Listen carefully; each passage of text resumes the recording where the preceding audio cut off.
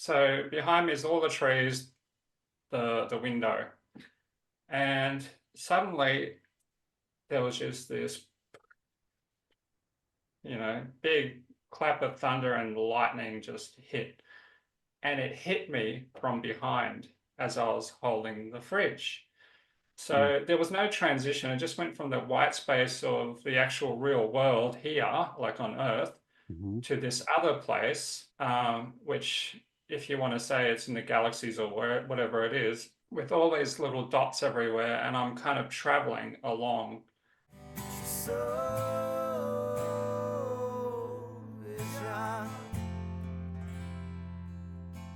I want to welcome everybody back to another episode of Soul Inspired. Today I have Goran Zivanovic on. He has had a near-death experience, and we're going to dig into that and find out. I think this is the first NDE I've talked to in this way because I have an idea of what happened to him, but we're going to get him to explain it to us. So thanks so much for being on the show. Oh, it's an absolute pleasure. Thank you so much for letting me be on it. You may have been asked this before because I know you've talked to a couple people before and things like that. I always like to find out, just if you don't mind sharing a little bit about who you were before the experience. So Yeah. what kind of like lifestyle you had, how you grew up. Okay. So it's a difficult one to kind of answer, but I might just give you a couple of areas where I was at. So first of all, just say, just go 4 years before the incident. Um, I had a really nice property. Actually, had two properties, and they were overlooking the ocean, and I was doing quite well. I had a really bad job. I hated my job. I was actually working in a factory, believe it or not, but I somehow managed to, because of my drive, I guess, like I had an architecturally designed house and all that sort of stuff. Anyway, so on one aspect, I was financially fulfilled, but not spiritually fulfilled, and certainly not, I hated my job. Okay, full Mm, stop. And I was exhausted, and my adrenal glands were running overtime and all the rest of it. So that's one aspect. So I was married. My wife became pregnant at the time, but that's when things went really bad. So what happened after that is that she joined a cult. And so her behavior started to change. And on top of that, I was in a place where, like I wasn't doing very well. Like, I was struggling to do the 12-hour shifts and I had to travel like 3 hours to go to work every day and all that sort of stuff. And it was just getting on top of me. So I came home one day and she said she's pregnant. And this was before that she got into the cult. But it was at that time that I thought, oh, I'm just going to leave my job. I can't do this anymore. And so what happened was, yeah, like I thought, okay, well, I've got to kind of push through a little bit. But my health deteriorated. In the end, my daughter was born. I was working still. And I came home and like there was a shift. It's like it's hard to define, but like there was an energy shift in the house, and her behavior had changed quite a bit. And I wasn't sure what was going on at first, but sorry, I had a mosquito or something in here. yes. Um, I wasn't sure what was going on at first, but there was definitely something not right. Anyway, and so what had happened was, as I found out later, she got mixed up in, I'll call it a religious cult. Okay, it's a well-known people, but they're a cult. Okay, and in the end, it got so bad that I said to her, look, it's either us or them, because I was just, and I had gone to, those classes when your partner's pregnant and you go to pregnancy classes and they teach you all Yeah. this stuff, right? And to look out for the signs of, like sometimes they can get postnatal depression, I think it is. So I thought maybe that was a part of it at first, but as time went on, it got so bad. Like I had people come to the house calling me the devil, calling me all sorts of stuff. I know who you are, like coming to my place, and not Mm. knowing me.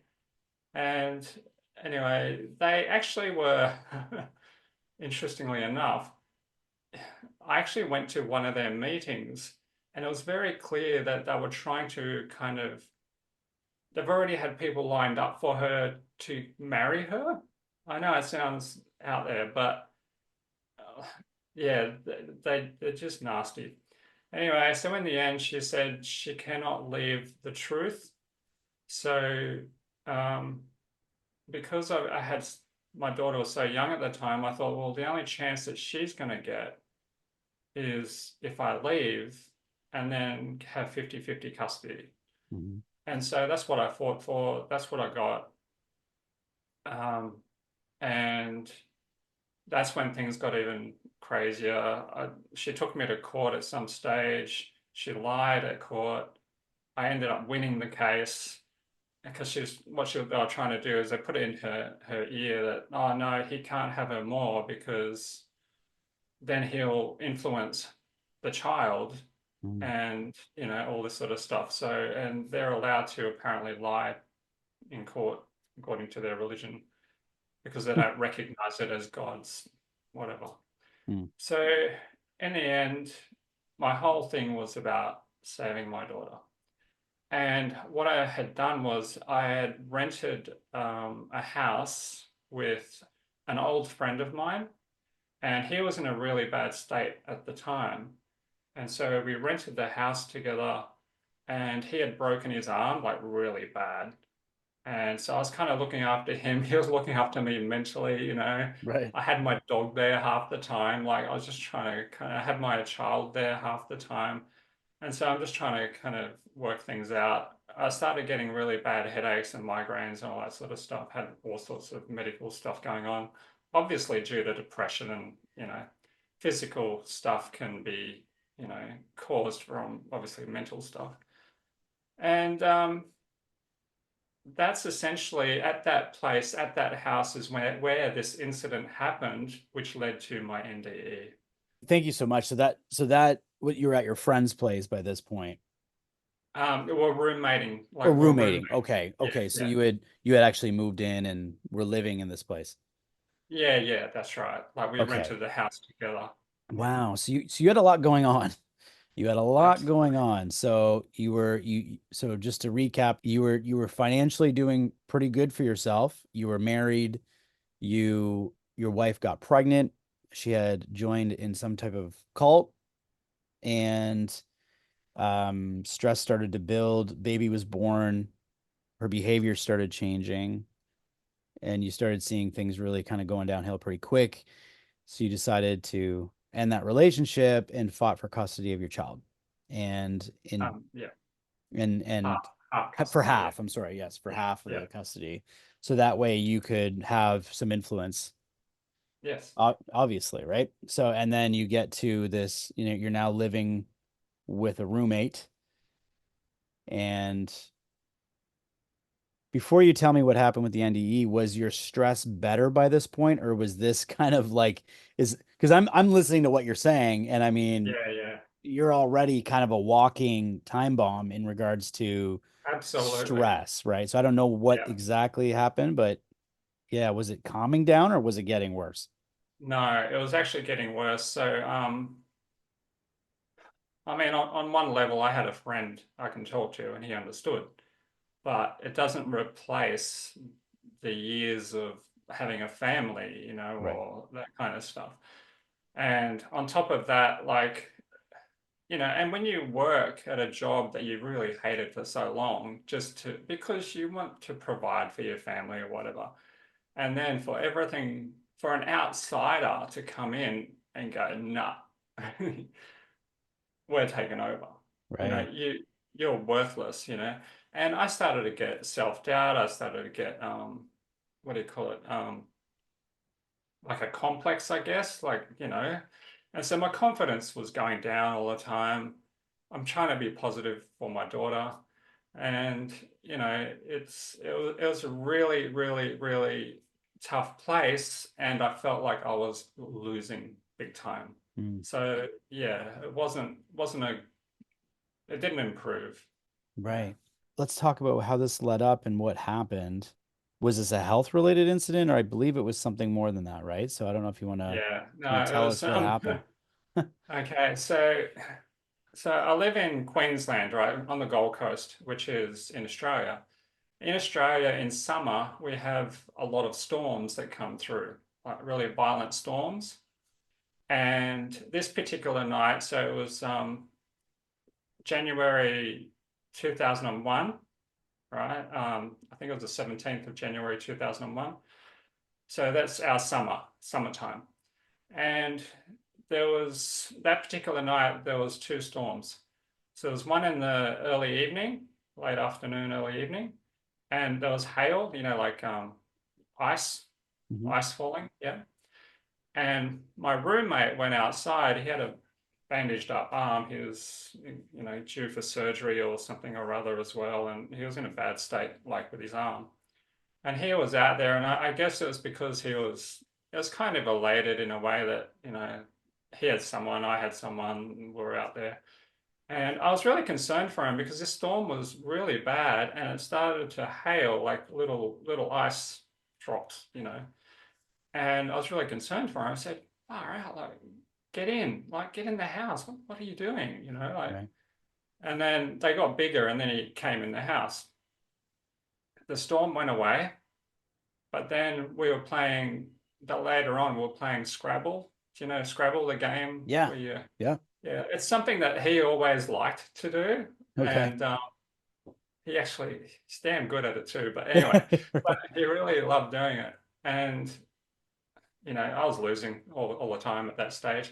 But we are playing Scrabble. It would have been pretty late, like at least about 10 o'clock at night. And this other storm came in. So just to give you the lay of the house inside, there's a big dining table to the side. Mhm. And on the other side, this is where we're playing, like a big wooden dining table, like a big square one. So we're playing Scrabble. And on the other side, which is all open, there's like a kitchen area, right next to it. So I go to the kitchen and I'm opening the fridge and I'm hanging on the fridge, right? Mhm. And I say to him, do you want something while I'm here? And I didn't, I'm having a boy's look. I don't even know what I want. I'm just like having a look. Right. And because it was quite hot, do I want a drink? Do I want something else? I don't know. So as I was leaning on the fridge, just to give you some idea, behind me is this big window, right? Kitchen window, not huge, but big enough, right? Mhm. And behind the window is our backyard. Now, the backyard goes down a slope and there's a lot of huge trees, right? And it was kind of like on acreage, so it's a big block, right? But we're up on a ridge, like Mhm. on a hillside. So behind me is all the trees, the window. And suddenly there was just this, big clap of thunder and lightning just hit. And it hit me from behind as I was holding the fridge. So what had happened was I found out later, all right, so skip forward a little bit, but the tree outside was actually struck by the lightning.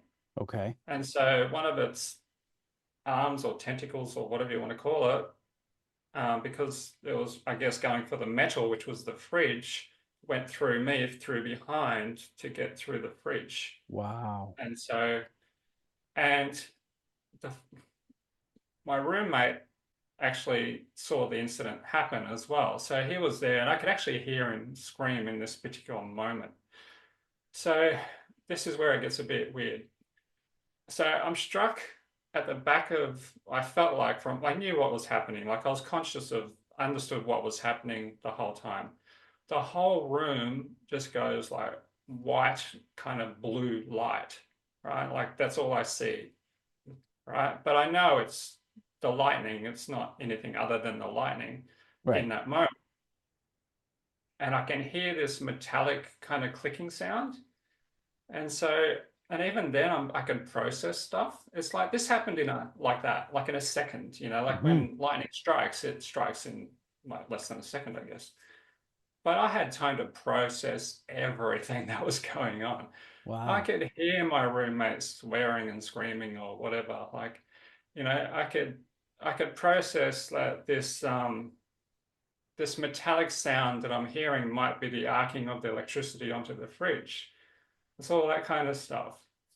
And then I thought, and I literally said this in my mind, I guess, but it was audible, so I could hear it, and I was saying it to myself.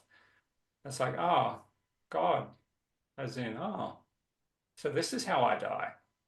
Hmm. But it was more of um, I just I just didn't expect it to be this way.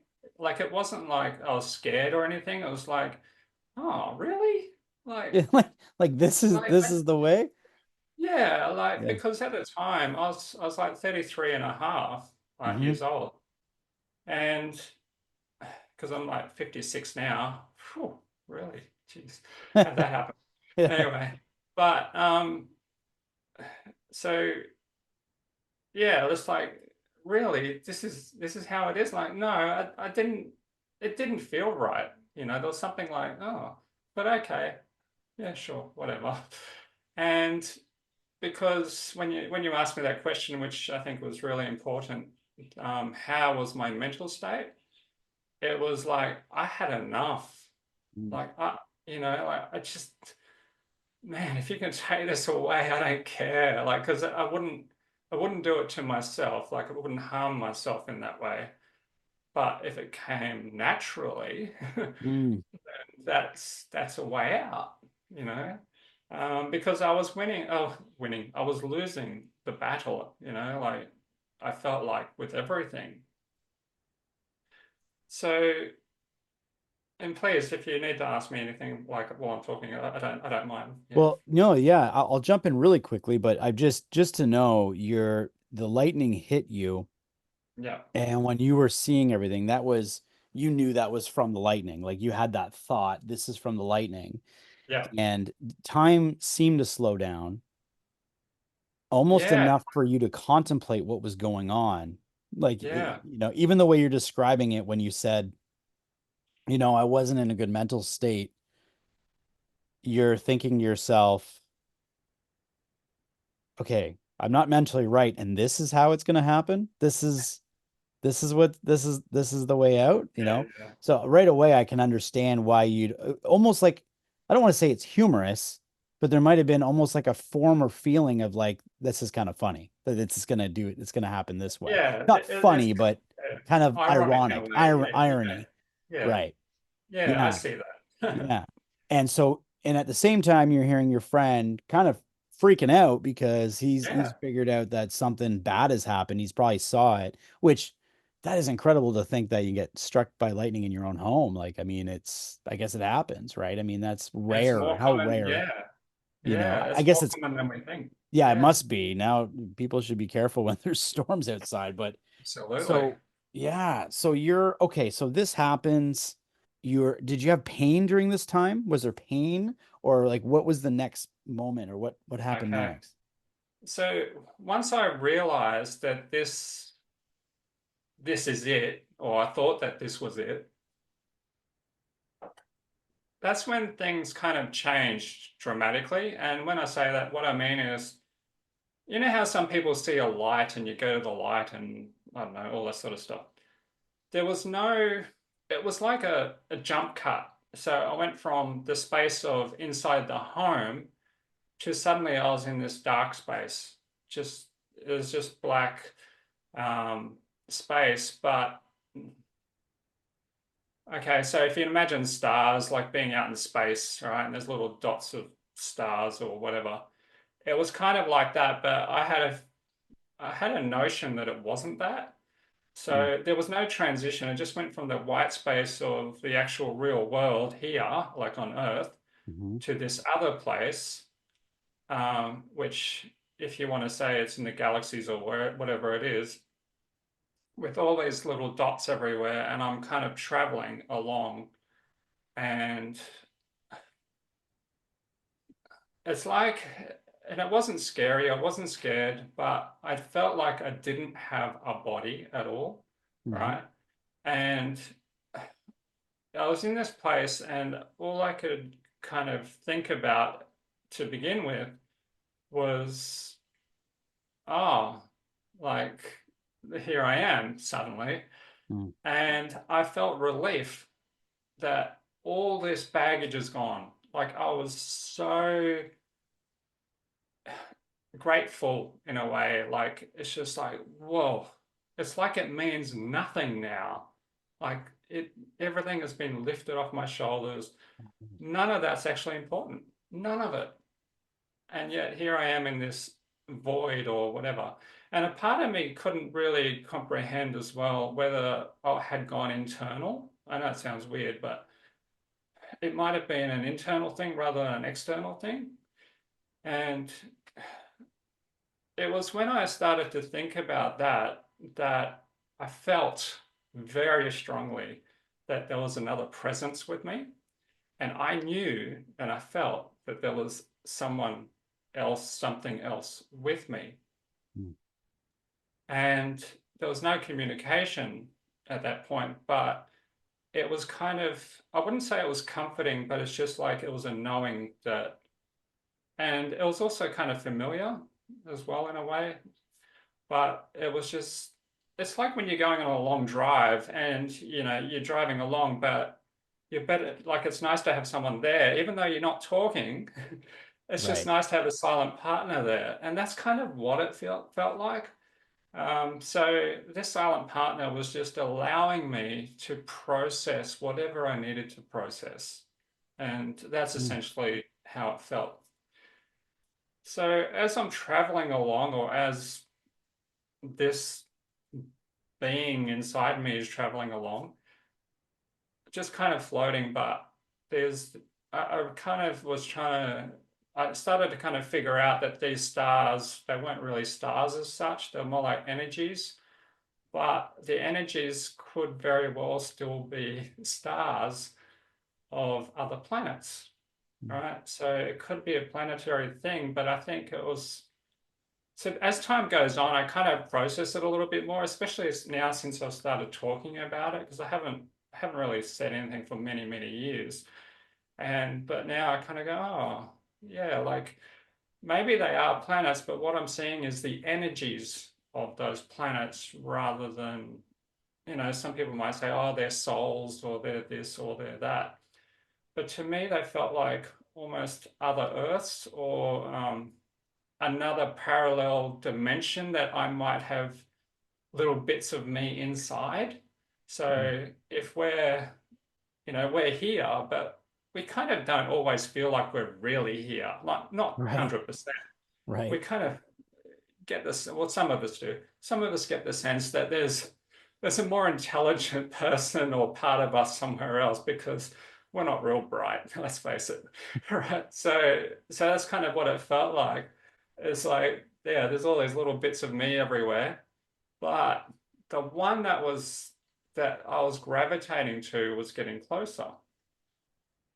And that's when there was another shift that kind of happened. And I knew, or maybe I was kind of informed without communication, but I kind of knew that if I get any closer to that or much closer to that, this world is absolutely cut off. I will not be coming back here.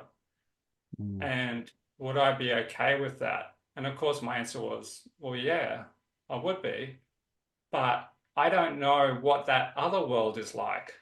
It could be a worse experience than I've had here. It could be a life form that is advanced, or it could be a life form that's primitive, or it could be something else. I really didn't know. But as I was getting closer to it, that's when my mind thought about my daughter. And I'm like, oh, okay, well, then it gets difficult because even though I'm more of an observer now in that space, I still felt like I had a responsibility to my daughter because I helped bring her into the world, you know? And so a larger part of me was saying, well, yeah, like, think about it. You know, do you really want to leave her where she is? Because that way she'll have no independent thinking at all. She'll just be taught what she's taught, and it'll be harder for her to have independent thought and make up her own decisions and mind about important things that might matter to her. Mhm. And so when I started thinking along those lines and this other light was getting closer, and a part of me is like, oh, maybe I'm making a mistake. And that's when I heard this voice, the other entity, whatever you want to call it. I've had a psychic tell me once that it was Archangel Michael that was with me. Yeah. I don't know. But I heard this voice and the voice said, Goran, you're going to be fine. And that's the only time that I heard that being speak. And in an instant, I was back in this world into the situation where I was before during the lightning. The lightning had let go, and I basically just dropped to the ground, and my roommate came over screaming. And the way I describe it, the best way I think I can describe it is, you know, when you're a kid, or maybe when you're an adult too, and you have a balloon and you fill it up with water and Mhm. you have like water fights, you know? Yeah. You know how it's like if you fill the balloon up with water, it's kind of like wobbles and, you know, it's quite dense. Yeah. And that's how I felt when I came back into my Oh body. man. So my body was just like limp. It was just like I just kind of stumbled to the ground. It was just like quite, I don't know, it's like I had no bones, you know, like I Mhm. just went down. And yeah, my roommate came over, and first thing he did was check my fingers and toes, make sure everything's there, and you know, he was really good that way. Um, and he got on the phone. He tried to get on the phone, and I was on the floor still, and I said, no, no, like I don't want an ambulance, don't want anyone. He called a couple of medical people. He even called the hospital at some stage, and they said, look, he might appear all right on the outside, but inside he could be quite damaged. He really needs to come in, blah, blah, Mm. blah. I just refused, did not want to do it. Right. And the reason for that was, which is maybe it's a silly reason, but is because I was told by someone much higher than me Mhm. that I would be fine. You'll be fine. But yeah, so, and I wasn't really fine though. That's the thing. Oh. I got to the ground. Yeah, I crawled to the hallway, and I had my back on it, on the wall, and I kind of felt all right. Like my hairs were all out, and all I could think of, this voice just kept saying into my head, "Goran, you're going to be fine. Goran, you're going to be fine." Like I just kept hearing it, Mm. and anyway, I didn't go to the hospital. I didn't go to an ambulance or whatever. But I did have medical problems about 2 weeks, or from that point on, really. But 2 weeks later, I couldn't deal with it anymore. My feet were so sore. Like, again, I'll probably describe it in this way. Like, if you've got severe sunburn and you had crushed glass, and you kind of rub, it's on the top of my feet of all things, not the bottom, but the top. And if you rub the crushed glass onto severe sunburn, that's how it felt. So if I'm Wow. lying in bed, for example, I couldn't have a thin sheet over my feet because it's just so painful. And I was really shuffling like an old man, and my calf muscles had swollen up like so much. And so my roommate took me to the doctor. I felt like a bit of an idiot. It's like, well, what happened? Like, well, I was struck by lightning like a couple of weeks ago, and and it's a bit kind of because I was already self-conscious of everything, Right. and but he was great. He understood. He said, "What? I don't know if this is a true thing or not, but this is what he told me." He said, "What hand were you touching the fridge with?" And I said, "My right." I was leaning on it, like on the door actually, because I had it open. And he said, well, yeah, if you would have done your left hand, then maybe you wouldn't be here to tell this story. So Mm, maybe it's the way that the electricity goes through. I don't know. Anyway, he took a scan of my calf muscles, and there's no blockages or anything, but is it the artery or something? The vein, the artery, but it had ballooned, like like it's mm, swollen. But he said that because it's been 2 weeks, your heart seems fine, all the rest of it. He just put me on these painkillers, and yeah, over the next few weeks, the pain subsided.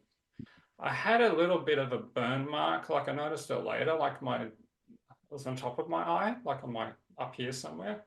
right. But apart from that, yeah, it didn't fix my headaches, it didn't fix my migraines, it Right. didn't fix my depression, it didn't fix anything. Nothing changed really.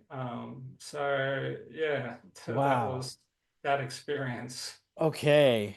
I'll dive in a little bit here. That's fascinating. And actually, you ended it by saying it didn't fix your No, depression and things like that. So I have a few questions around that, right? And I'll get to that. But it's interesting when you explain things. You explain things very well that would be helpful to the listener because when you said the holding like a water balloon, and like when you're shaking it, it feels like jello-y. It feels very yeah, yeah, not like put yeah, together.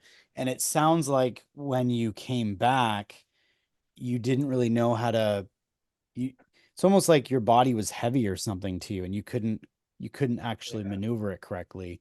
yeah, So definitely that tells me, I mean, if I were to be a guessing man, it would be that you had left your body and that you arrived back in it and didn't know how yeah, to, you know, on top of the fact that maybe being electrocuted by lightning could affect bodily function and, I'm sure there's something to do with that, but the way you describe it almost seemed like you almost felt not uh part of your body or something like it. Oh, you didn't know how yeah, to like absolutely. realign into the body. Does that Yeah, make sense?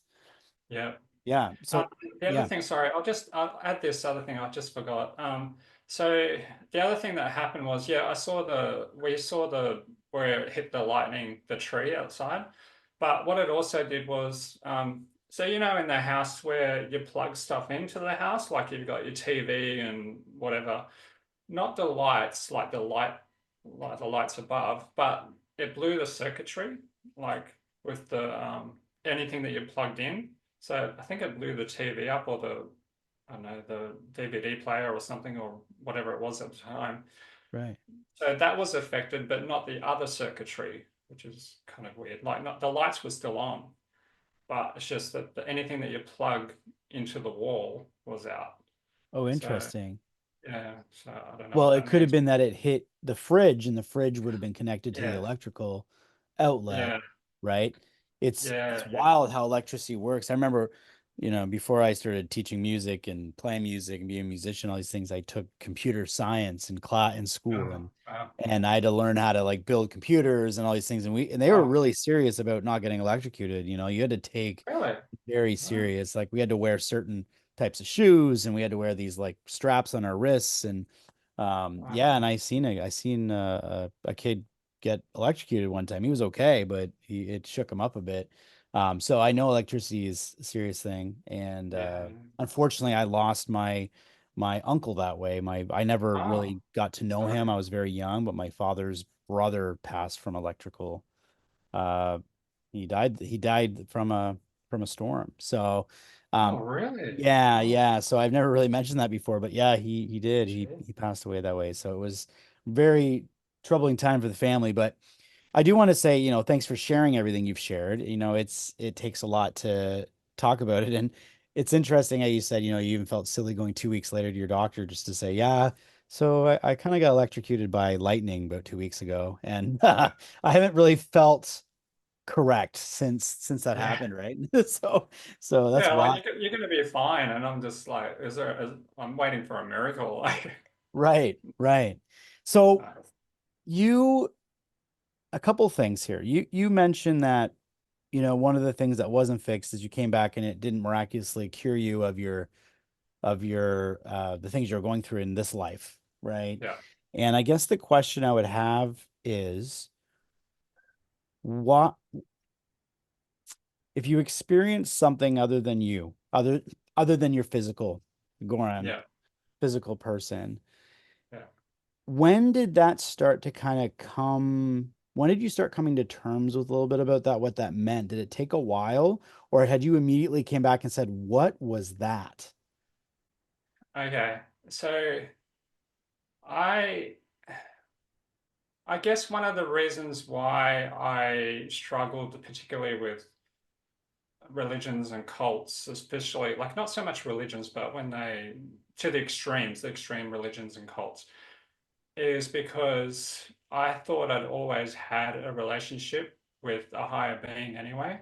So before all this happened, when I was a kid, um, I'll give you an example. Like we had to go to church. My parents made us go to church twice a year. They weren't religious as such, but they went usually, I think it was Easter and Christmas or something, because the other family were doing it, so they just did it. And there was something about me stepping into this church, and I thought, this is the most ridiculous feeling. And this is a little boy, like really young age. Right. And it's like, it was almost like an insult to the higher being that you would build this garbage up. Like it looks pretty and whatever, but to tell people that this is the way to connect. So from a little boy, I would literally like sometimes even sit on the toilet and talk to God or whoever was listening, and this is without any kind of religious influence as such or anything, but it's Hmm. just this connection. And what also used to happen was sometimes I'd wake up in the middle of the night, or not middle of the night, but like really early before the sun came up.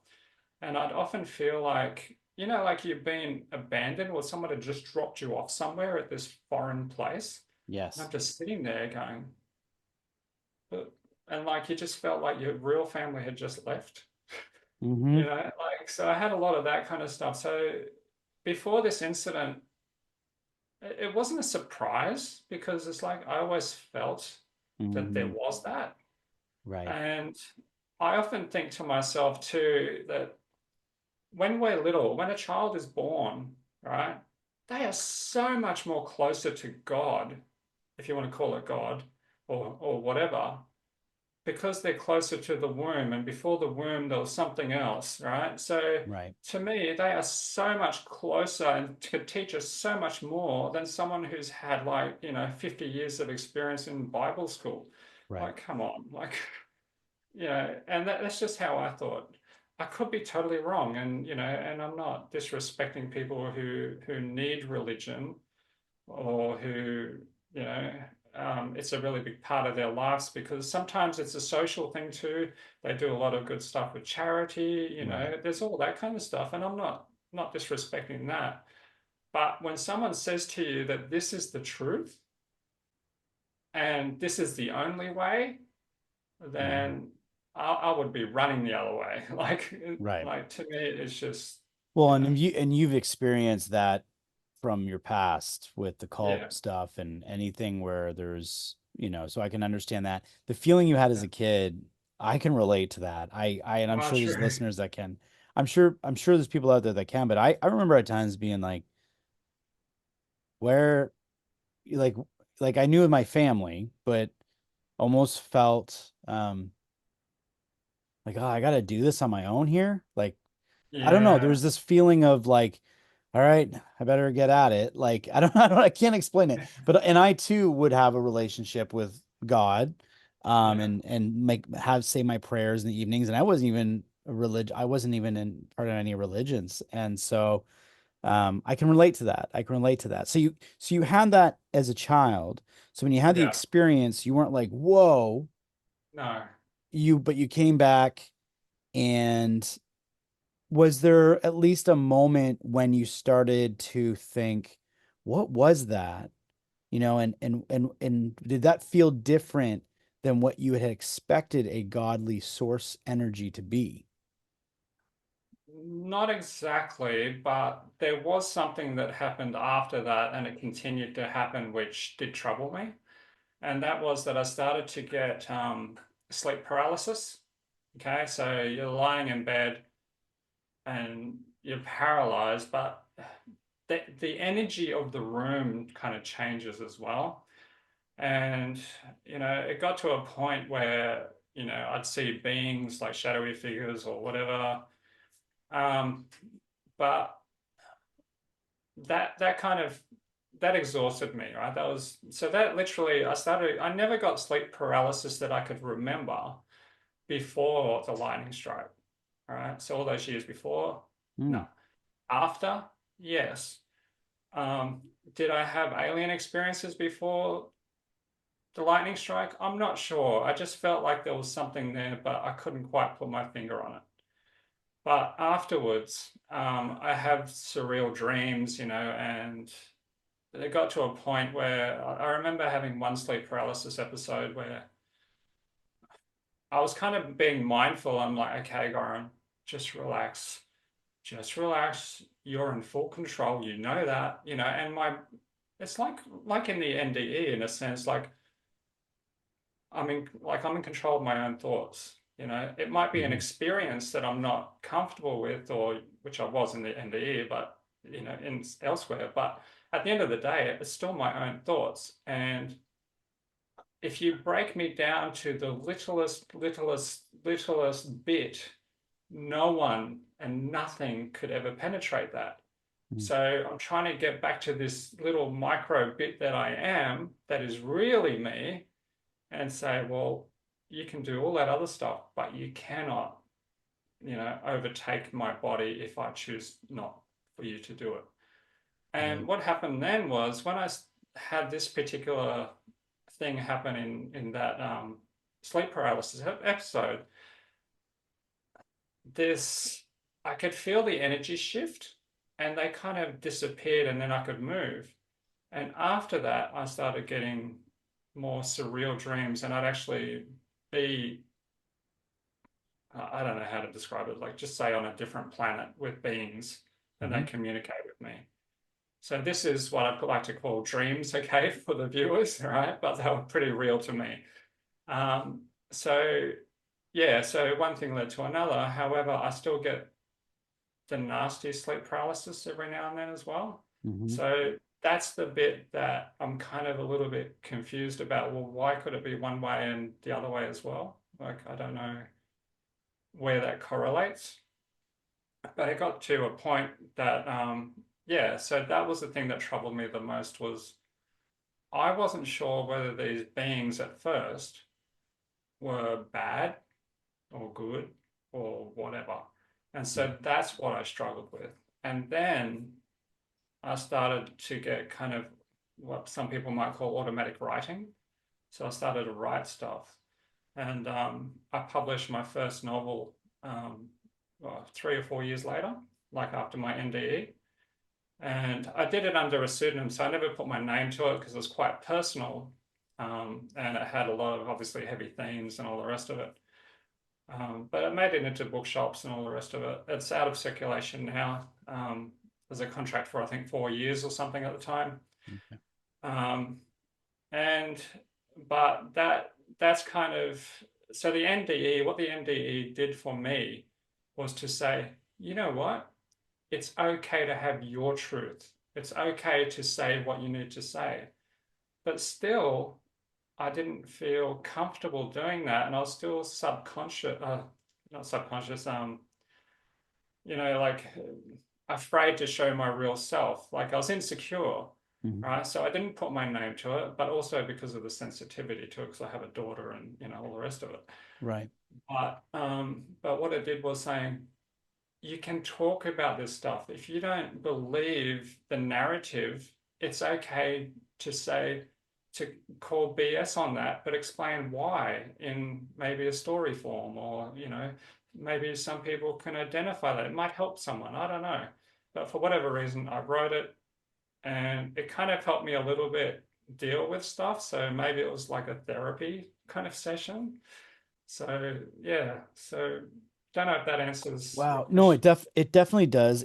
It's too bad that that book isn't out there. I guess we can find out more information how people can find what you're maybe doing now. But what I was gonna say is like before I lose this thought, because it feels like you said you started having the sleep paralysis and these experiences after the NDE event. And if you think this is just me thinking out loud, if you think about an event when someone's having cardiac arrest and they shock you back to life, right? So Mm, someone's had a heart attack, they shock you back to life, you come yeah. back.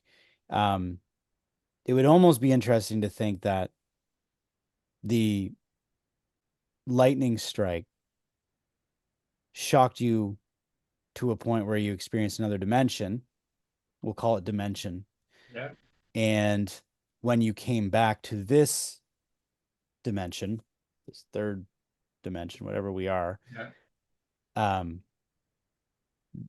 that you never really left the other one, right? Because now you've experienced, whereas most of us are just walking around our day to day having our coffee, we haven't had that Sure. shock back to what we come from, whereas you Yeah. were, and now it's like you've opened up the Pandora's box and it can't shut. And now you've got to learn how to be okay with that and how to live with that and learn through it and have that as part of who you are for the rest of your Yeah. life. Yeah. That's the way I interpret what you're saying. Does that make sense? Yeah, yeah, absolutely. And that's the other thing I'd like to mention too. Like, I'm not one of these people that would say that, okay, so everyone's experience with an NDE, it's kind of like they're all packaged the same, but what's inside is unique for the individual. All right. So everyone's experiences are different. And it's called, and I think it's important to remember that it's called a near-death experience. Nobody, nobody has died in these situations. Because if Right. they did, we wouldn't know any stories. All we have is just people expressing their truth, which is important for us to assemble in our minds what part of that resonates with me. And that's essentially it. Um, yeah, like, yeah, I don't know what happens when you die. I don't know what happens when I die. One thing that I had a comment once in one of my, I put up a video and someone commented and they said something like, oh, the reason that you have the alien stuff is because when you had your NDE, they attached themselves to you. And so when I got, I guess, you know, when I was in that space away from my body, it's like, I guess, possession, like, Okay. so they were saying it's a demonic kind of thing or whatever. And again, like, I never really thought about that, but at the same time, it's like, well, but I kind of think they were there all the time, like even Mhm. before my NDE anyway. Right. And but that fueled, earlier on, even before I saw that post, that's what fueled me to go to a psychic, to a self last kind of hope, saying, well, what do they think about this? And the ones that I've spoken to, they're like, they haven't seen anything like it. Mhm. A couple of them actually knew that I had an NDE, but they're like, we don't, I can't, they're covered. I don't know what these things are. Like, they just don't understand it. I guess because they're used to the human stuff. I don't know. But it's always an enigma. Like, I really, at the end of the day, I don't know what the alien connection is with the NDE. Mhm. But I do believe, so when I have sleep paralysis, it's generally, I get this feeling that it's alien, all right? And that's the most jarring, if I can put it that way, feeling. Hmm. Like it feels very uncomfortable, like the air changes, everything changes. I've had experiences where I have seen what people call ghosts as well. Okay. And I've always experienced that. Now, even after the NDE, like I've had profound experiences in ghostly kind of visitations and all that. But the energy is so different. It's a lighter kind of energy. It's a Hmm. different energy altogether. Yes. And so my rationale is that if there are aliens in amongst us and experiencing, this thing with me, who I am, or, maybe part of my incarnation that I saw in other variations of me is maybe an alien form or whatever, right? They too are part of the whole God thing. They too are responsible Yes. for themselves, Yeah. right? And so, but the difference is that I think they are more spiritually aware than what we pretend we are, right? And so, what I mean by that is that they've got the technology to do all these things, but can you imagine if we had that technology, what we would do with it? Right. Like, Yeah. We're not ready for that at all. Right. Yeah. no, that's it. Yeah. And so I think, all these people are scared of the aliens. It's like just be scared of us. Yeah. Like, Right. Right. really? Exactly. Yeah. Yeah. And you've said a few things that really struck me. There's something you said earlier where you said you were in that place where you were Yep. flowing and you seen the light. And there was a thought of, if I go there, I know I'm not coming back. And if I Yeah. go there, I don't know what that could be. And Yeah. and then I want to take that piece and I want to take another thing you said. And I'm just having a dialogue with you. I'm not Yeah. arguing or anything like that. Love it. Um, the dialogue I would say to you is, because you mentioned, you don't really know what happens when you die. And you said you don't know if that would be a good thing or a bad thing if you left it, but you could come back to your daughter and experience life more here. And this was going Yeah. on. And another thing you said was, no one's really had a death experience. We've had near death experiences, right? Yeah. So I started studying near death experiences when I was really young because I had really bad anxiety around death. I was scared of it like crazy. And I started reading books and books, and thousands and thousands of experiences. And this is what's led me to what I'm doing now. And the only it's not an argument, the only discussion I would say with what happened to you as opposed to what I've heard with other people is yours does seem different, because it seems like I believe you did have like a close call to death, just like Yeah. anyone who'd have a near death experience.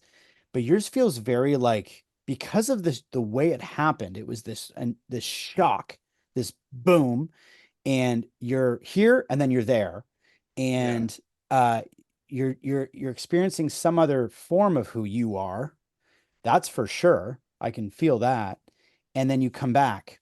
Now, where there's people who literally die, get put in a body bag, Mm. and all of a sudden they're moving and they're coming back. And I guess the only thing I would say to what you said is, I do, from a just from my own self feeling, feel there's different levels of this. I do feel Mhm. there, because there are people who say they did go into that light, but they knew still there was this barrier. Like, if I keep going, Yeah. I'm in Yeah. trouble. But they are like, wow, and it's love and it's beauty and it's all Yeah. this. Now, yeah, we could say that's in us, but I have this feeling that there's different layers of how far we can go. And then on top of it, it gets really complicated, because then, did you just experience another form of you? And Yeah. then you go, maybe you didn't even die at all. Maybe you Yeah. literally just jolted into another Reality. dimensional realm and come back. I'm not saying you didn't have it the same Yeah. as everyone, but I'm sure you can probably attest to maybe some of the other videos you may have seen, or Yeah. just curious of your thoughts of that. And that's just how I Yeah. feel. I feel it could be different Yeah. different levels of how this can happen. Yeah, so it's interesting you raise that point because I often see NDE videos, like they say it's an NDE, right? So I had an OBE as well when I was 15. I was actually, I don't know if you know what a king hit is, like when someone punches you and it could kill you, like one hit, but it comes from nowhere and you're knocked out, right? So I'll just tell you briefly. So what happened was I was with a friend and my girlfriend at the time, like I was only like 15 or something, and she was playing indoor cricket. I don't know if it's a sport, but it's Hmm. inside. Yep. It was at night time. Anyway, I was at the front. I was at the front talking to my friend, and basically what happened was there's a whole group of young men that circled us, and for whatever reason, they wanted to fight me. All right, so one steps into this circle of people, and he just starts shooting off his mouth that I said all this stuff about him, and I had never seen him in my life and all that. Like it was just someone that just wanted to pick a fight. Right. And I was knocked out cold. I just remember the sparks, like you know when you get hit like in the cartoons, you see white, Right. and then I don't remember anything, right? And I was carried. Apparently, I was unconscious for like 20 minutes or something. And my friend they had taken off, the group had taken off, and my friend went inside and he grabbed my girlfriend at the time and all her friends, and they carried me to her place 2 blocks away. And that's when I woke up on her floor, like in the lounge room. So none of the parents were there, like it was just us kids, right? And what happened was that night I walked home from her place, like it's probably about 20-minute walk, and it was a bit of a forest at the time, but now it's a main road. But I put on a record and I was lying on my bed and I had an OBE. It Hmm. wasn't when I got knocked out, it was actually sometime later. And I actually rose from my body and I could see my body. And and then I kind of drifted through the wall and then I went into the other room, which was like the main lounge room area, but it was like it had big windows. It was like a you know, exposed beams, like it was the roof was high. Hmm. But a part of me, I don't know why, but a part of me was thinking if I drift through that wall, because I was thinking about these people and I just wanted to get back at them somehow, you know, and I Hmm. was really it's like my pride or my dignity or something like, Right. you know, how could anyone do that to someone? I want to pay back, you know. Right. And but I panicked. I panicked like you would not believe because I thought if I go beyond that wall, I'm not coming back. And I Mm. was like 15 at the time. And it's like when you're underwater and you're like, can't breathe, like, and you know you need oxygen. And Hmm. I was rushing to my body and I went back into my body and I'm like, you know. Wow. And so to me, defining what an NDE is and an OBE, sometimes I think the lines are a little bit blurred. Hmm. To me, that was an OBE. Hmm. Now, I've got a brother that's slightly older than me, and apparently he used to practice OBEs all the time when he was younger, but he said that as you get older, you can't do it as much. Like, yeah, I know. But Hmm. he said, like, because you're, I guess maybe for the same reasons as what I said when you're earlier about the child's closer to God or closer to themselves or whatever. But you have more distractions when you get Well, we older, definitely unless get you, more conditioned as we get older, and it can yeah. cause probably more uh I would say more just yeah, you said it. You said distractions. Like it's Yeah, it's like yeah. everything is going to distract you from it. But what was interesting about my OB, and it's only that I thought about this recently because people say about something about a cord, like a silver Hmm. cord or something. Yeah. I'm pretty sure I had a silver cord in the OBE, not the Right. NDE. Right. And so it's like they felt like two very different things to me. Hmm. And that's why when I see these NDE experiences, I'm like, sure it wasn't an OBE? Like, Well, I think it isn't. I think a lot of NDEs are OBEs until they're not. yeah, Okay. yeah, you it's a know, threshold. I think Yeah, that I think an NDE is kind of a combination of the two things you had. I think it's the OBE, then dimensional shifting, and then, oh God, I got to get back. And yeah, I right. because something could, I'm not coming back if I don't. So the way you describe it, you're right. Your OBE was more NDE like than your NDE, because your NDE, you were just somewhere else completely. And Yeah. Whereas, yeah, like I guess where I was getting at with the OBE though, in my mind, that to me was more of an OBE, and my NDE that I explained earlier was the NDE because it's like with the OBE, um, there was no other place. You know what I mean? Like it was Mhm. just my Right. body and me. I wasn't in another realm. It was more of a, I guess if you want to call it another realm, maybe it's a spiritual realm. I don't know, like what you would see a ghost maybe or some kind of other thing like that. I didn't go to a godly or higher or whatever other place. I was literally in the confines of my home at the Mm. time. Whereas the NDE, I literally was elsewhere. That's how I see it, No, and that's great. And I love that when people, have their different takes on it, and that's how it should be. So yeah, yeah, no, actually, and now that you say it like that, then I could go down a really big rabbit hole and say, are all the NDEs actually OBEs? And is this more what an NDE is like? I guess what I would ask you too, did you feel comfortable in that place? Like, did it feel safe when you were over in this other space, or did it feel scary? OBE or the The NDE, NDE, when you were in the dark, lightning. yeah, when you were flying or you were moving through Yeah, something. felt fine.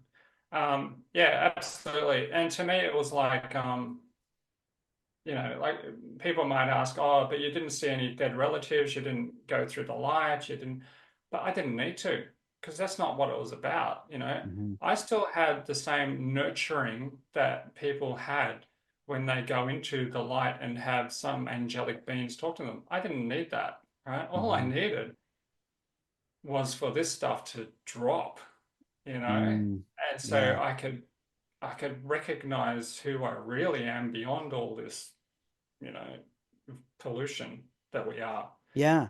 I had forgot to ask you about that, because when you felt that, that was probably such a relief.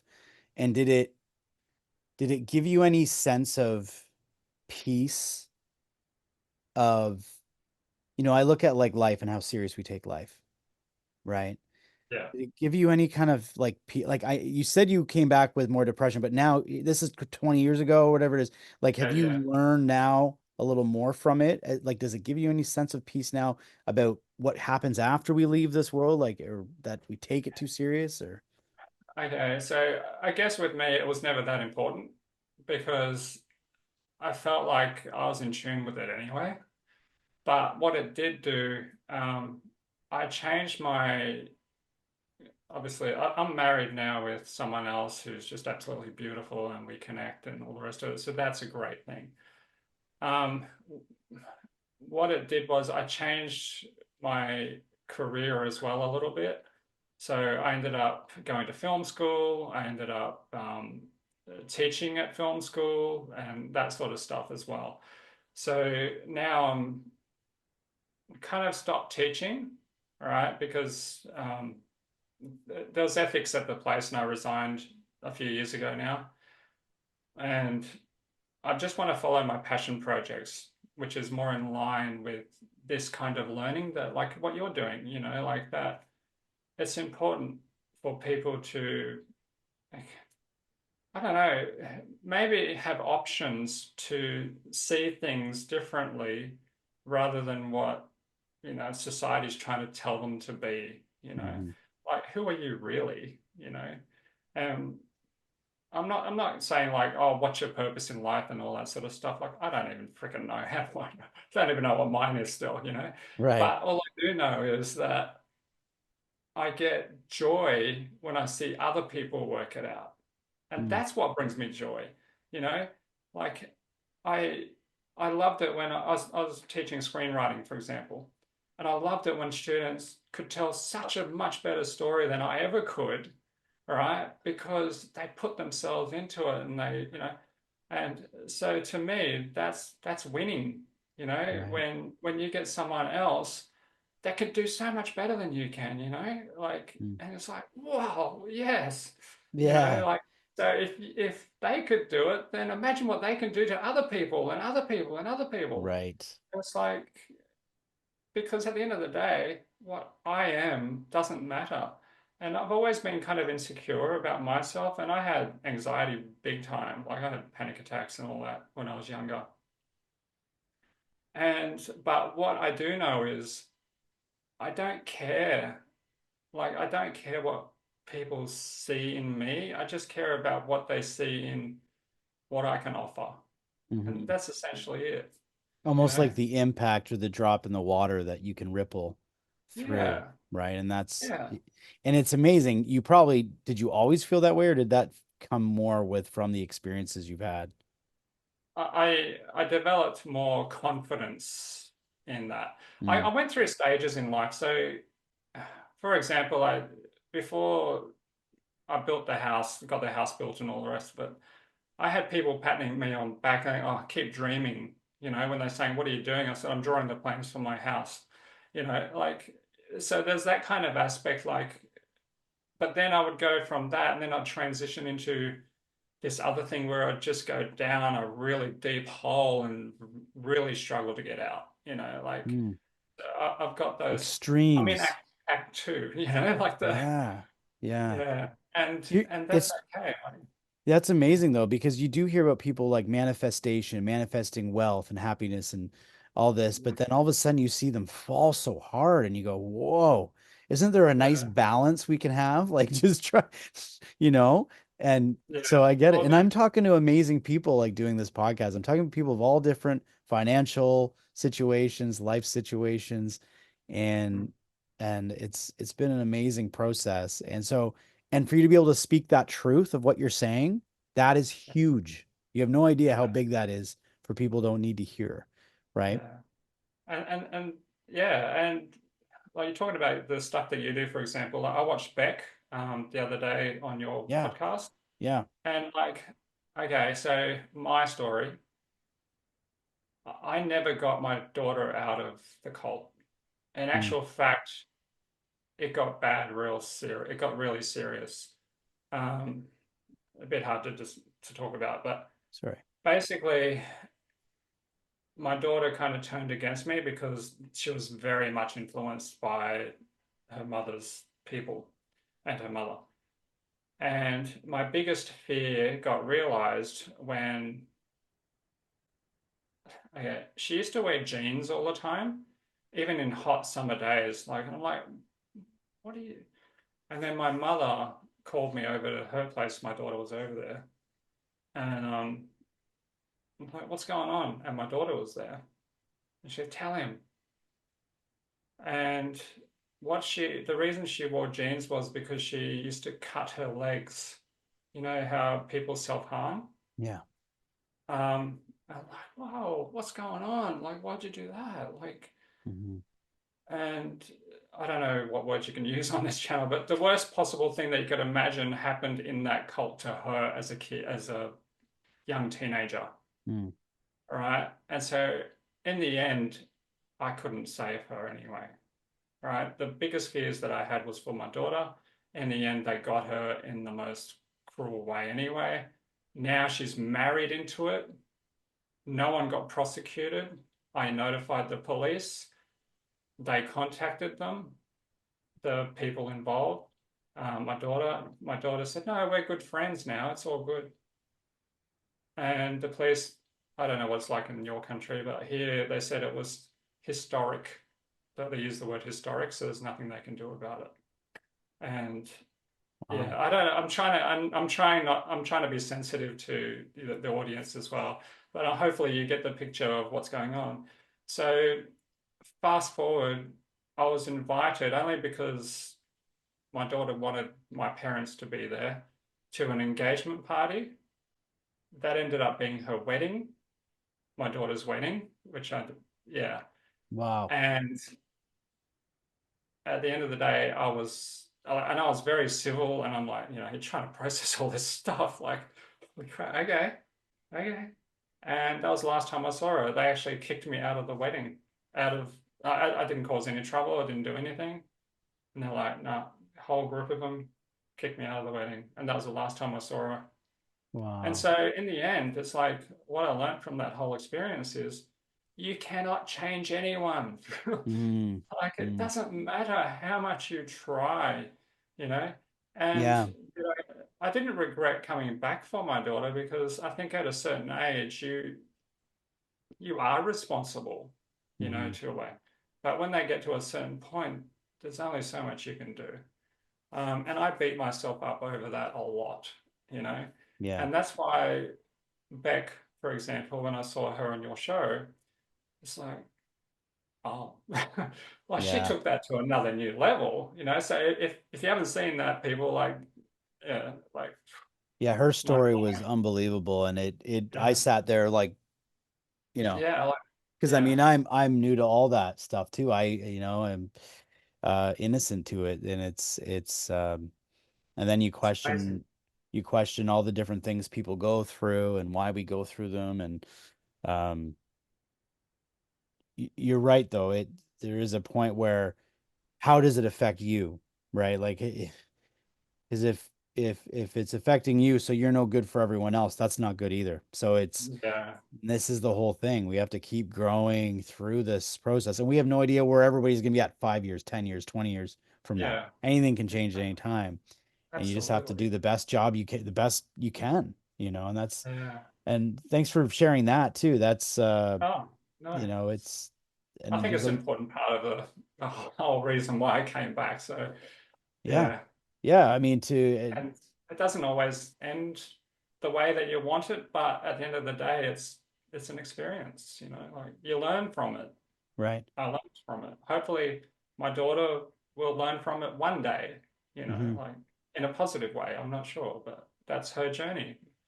I I'm, can't influence that. So, I'm not sure what kind of work you're doing around the spiritual realm of things and the things that you're doing, but is there a way people can contact you? Is there any way people work with you or um, any of that stuff yeah, or? yeah, I'm transitioning into this kind of stuff now more, but yeah, gothiczen.com is, you can contact us there or have a look at us there. But I've also got a YouTube channel, which was an old YouTube channel, but I'm kind of restructuring it more to this kind of talk. Mhm. So that's Gothic Zen Experience. And that's a YouTube channel, Yeah, Gothic that's a Zen YouTube Experience. channel. I'll have to check that out. Yeah. Um, And mhm. yeah. And you said the book is no longer available. No, but Right. I read another one like I think this is 2017 that I self-published that one. Yeah. But I haven't been my screenplays I think are better than my books, put it that way. But Nice. this one is actually based on a lot of reality as well. Like a lot of my experiences are actually fictionalized, but through that narrative. Hmm. And this is actually based on a TV pilot that I've written, which I'll probably end up producing myself. Um, and I've also got another little book out there. So it's actually the automatic writing one. So when I told you about the sleep paralysis and all that, there was actually an incident that happened to me that really disturbed me, and I ended up publishing that work of automatic writing. So I think that's an ebook that's out there at the moment. It's just very short. Um, Is there a name to but the book? yeah, um, what did I call it? Creation is an allegory, maybe? No, that doesn't sound right.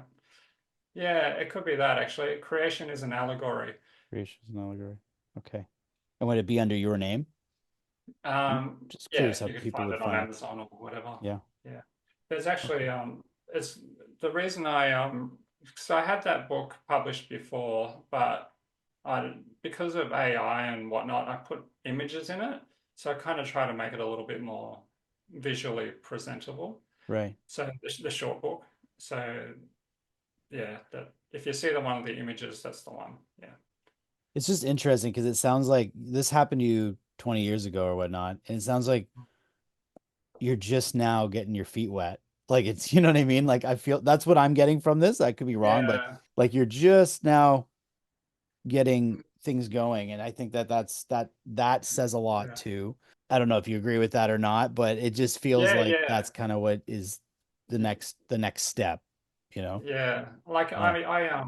I try to incorporate these kinds of themes in my writing as well. So Yeah. even to the point of, I always look at it this way. It's like I don't believe in balance. Okay. I think if everyone was balanced, then there's no point in living. All right. Mm, What's the point of that? So it's like the pendulum has to swing this way for it to come the other way. So we go to extremes just so we can get that balance, and that's how it works in my mind.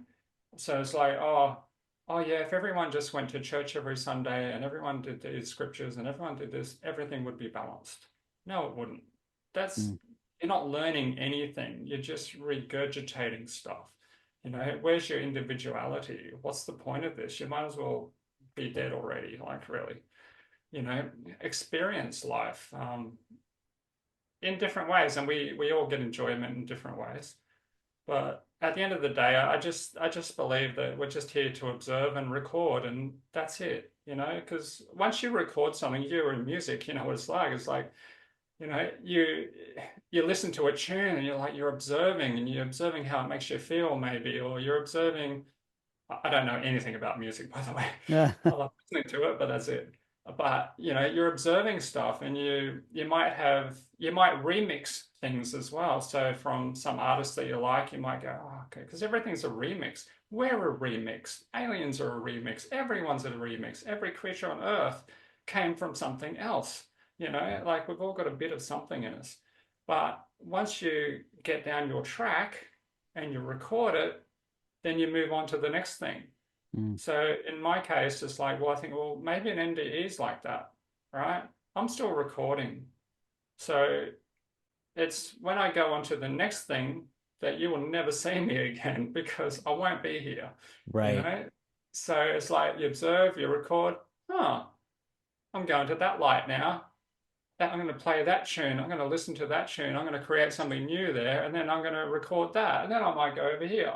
So Hmm. that's your experience. You Yeah, know, that's it's just you're saying it in such a fascinating way because there's so many people who have had NDEs that have had the life, what do you call it, the life review, I'll review. and they Yeah, and yeah, sometimes they say it's like they're watching the recording of what their yeah, yeah, experience was, and then some of them are presented with the idea of, do you want to continue? Because and it feels like a recording to a lot of them, like for a yeah. godly experience, like it's almost like we're gaining knowledge. This stuff is so vast.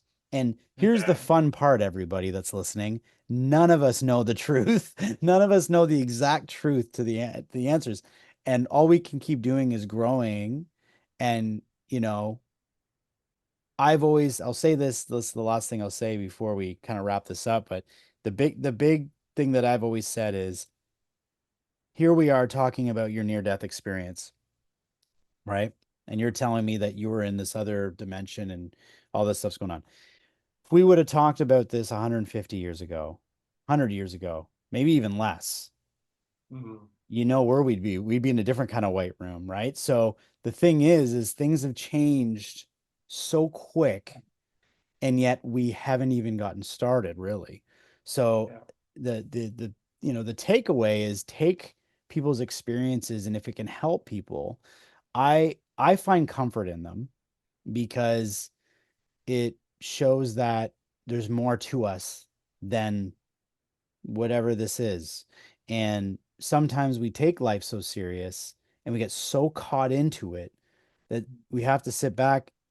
I mean, don't laugh at your life experiences, because it's not, doesn't feel like the laughing matter, but in the grand scheme, it could be. You could look back from some other and say, wow, I was really taking that way too far. I mean, that's my feelings. Yeah, yeah. Um, just two quick last questions for you. This is going to be interesting how you'll answer these. Do you fear death? All right. I don't fear death other than, and I know a lot of people say it, but when you're in pain, like physical pain, that would be pretty horrible. Mhm. Um, I had a pretty serious hospital stay actually while I was teaching, just before I was teaching as well. But yeah, the uncomfortableness of your body, I don't like that. So, but the death experience itself, not once you've, I probably would be until I passed that one step. It's just that one little step. Beyond that, no, Mm. no. But the physical stuff, yeah, because pain is pain. Who Right. likes pain? Yeah. So the physical part, but in reference to what you are, who Goran is. Yeah, sorry. Sorry. I'm Go actually ahead. very keen to figure out who that is. So no, I don't fear death. Okay. Okay. Okay. Yeah, and I've stated in so many episodes too. I mean, we don't want to go sooner than we're meant to go. That's a big disclaimer out there. I mean, we don't know what happens, Yeah. right?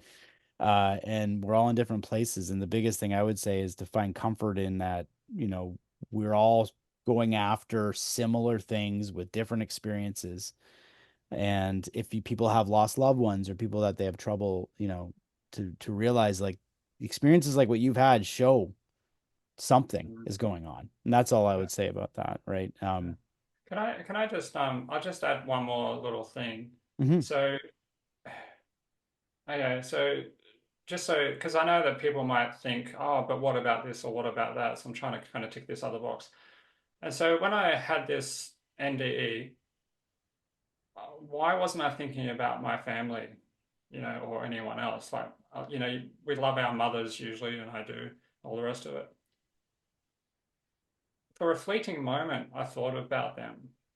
But to give you an example, I was brought up in a household where my mother has a lot of issues, like a lot of issues. She was married at 14 years old, right? Wow. And so quite often I feel like I'm the parent, like because she's just constantly, being the support person or whatever. And she's supportive to me as well, don't get me wrong. But what I'm saying is like it's not only that I had my own baggage, but in life as a person, whether we realize it or not, we're carrying other people's baggage. And some of us Mm. are sponges to other people's emotions, and I'm one of those people. And so it wasn't just about my circumstances and my daughter and whatever. It was a bit broader than that. So it's like I'm carrying this other stuff with me as well. And so, yeah, she tried to end it a few times, Mm. and when you see a note and you're trying to find which lake she might have, you know, gone under, it's not really comforting for for a child, like for not a child as an adult then, but it's yeah, everyone goes through stuff. It's just, you know, it's Yeah. unfortunate, but that's just how life is.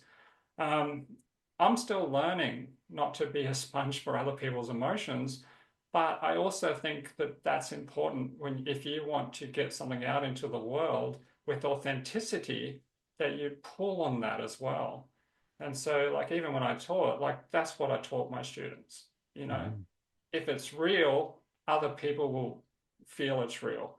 When you do your chord or whatever, and it's something that really resonates with you, other people will feel that too. Right. Um, so yeah, be authentic. It's okay. You know, you have permission with yourself to be authentic always. And yeah, Leave your mark. That's what I got from what you just said. Leave your mark. Do things that yeah, are going to impact. And you're yeah, right. It does when things like that happen, it affects the people left behind. It's difficult and it's a very sensitive topic. So I'm always careful about yeah, going down that road, but it is tough, right? And everyone's known someone to go through something like that. So um that being all said, early on, and the last question I always ask is you said at one point, you said, I have no idea about this, but let's see what you think is yeah, sure. if you were to sum up or feel or think, but what the reason, if you could come up with some kind of reasoning as to why a human body would incarnate here on Earth, what is our Yeah, purpose? What is the reasoning for us being here? yeah. I can only go back to that. Okay, I'll go back to the observe and record. Now, the reason that I go back to that all the time is because one of my alien experiences was when an alien told me that it's not that hard. All you have to do is observe and record.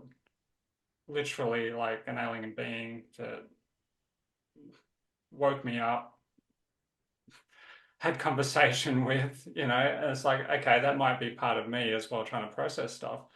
But in that particular example, this alien being, for whatever reason, it led me down to this place where there was all glass, like big shards of glass, right, on the ground. And I looked at him, I'll call it a him, I'm not sure, but it felt male energy. And I looked at him like, oh, oh. And I was barefoot. Like as I went to sleep, that's how I saw my feet. And I walked across these big shards of glass and I got to the other side. Like, you know how people walk on hot coals. And my feet were bleeding like, oh, crazy. Like, just as you would expect, glass going straight through them, bleeding. And I got to the other side and it's just like, oh, there was no pain. You can endure whatever you want, but at the end of the day, there is no pain, you know? So as a human being, we go through pain, but Mm. when you observe and record, you don't, that's lifted from you. So nothing is permanent, So the experience is there as an experience, but it's not permanent. It's just you know, it's short-term effect. Okay. So that's all there is to it. And what goes on after that, I have no idea. Why we come here, just to observe and record, and somehow that will make things better wherever we are for some reason. I don't know why. So we come here to observe and record. Never had anyone say that. And all the time I've been doing this hasn't been very long, but I've never had someone say it like that. It's funny, people have said something similar. Mm, It's just being said in a different way. yeah. Um, but that still can be a beautiful experience and it can be a Yeah. nightmare. Yeah. So it's it's how we get to where we are is one thing, but observing and recording what we're doing, it's experiencing. Yeah, exactly. I don't like personally, I don't watch horror films. I don't like watching blood and gore films, but other people get joy out of that. I don't know why, Right. but yeah, we still do it. Like, Right. so some people might like to come here to experience that. Like, why? I Right. don't know. It's not my thing, but I want to thank you for being on. This has been oh, a pleasure. journey. It's all a pleasure. This has You're been awesome, by the way. what's that? You're awesome. I like you very much. Oh, I appreciate that. Honestly, the biggest thing I took from it is it's a joy talking to different people and seeing their experiences because we all have a life experience we bring with it, right? Like you see NDEs a lot, and I always say like I feel like some people just treat them like they're just these experiences, but they come along with the person's life experience, like your life Yeah, experience. Do you know what I mean? It's absolutely. so much bigger than what people are. I Yeah. don't ever want it to become this niche topic that we're just, hey, someone had another NDE and it's like no, like listen in Yes. because there's little hidden gems in everybody's experience, in Yes. everybody's story. And I Yep. really do hope people out there are getting that from these episodes. I always turn to the camera and say, please like, share, and subscribe. Please just share this with someone if this is something you think they would connect with. I want to thank Goran for being here again. This was amazing. Pleasure. And Absolute pleasure. and until next time, we'll see everybody in the next Soul Inspired.